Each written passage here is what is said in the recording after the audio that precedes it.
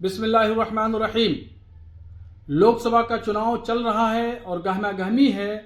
इसी दरमियान प्रधानमंत्री ने एक चैनल को इंटरव्यू देते हुए कहा कि मैं मुसलमानों के खिलाफ कभी नहीं रहा हूं और इस्लाम के खिलाफ मैंने कभी नहीं बोला और मैं इस्लाम मज़हब का सम्मान करता हूं।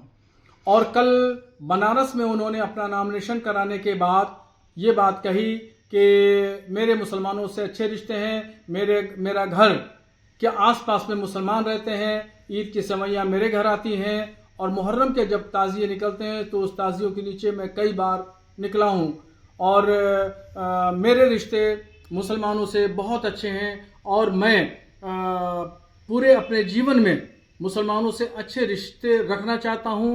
अगर मैं रिश्ते नहीं रखूँगा तो फिर मैं सियासत करने के काबिल नहीं रहूँगा।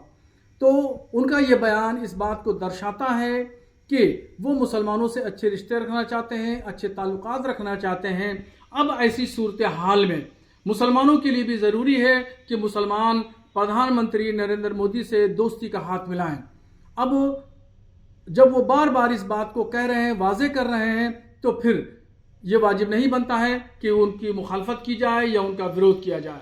मैं तमाम मुसलमानों से यही अपील करूंगा कि मुसलमान प्रधानमंत्री का विरोध बंद कर दें, मुखालफत बंद कर दें और दोस्ती का हाथ बढ़ाएं। चूंकि प्रधानमंत्री ने भी दोस्ती का हाथ बढ़ाया है तो उसका जवाब हम दोस्ती का हाथ बढ़ा करके दे सकते हैं।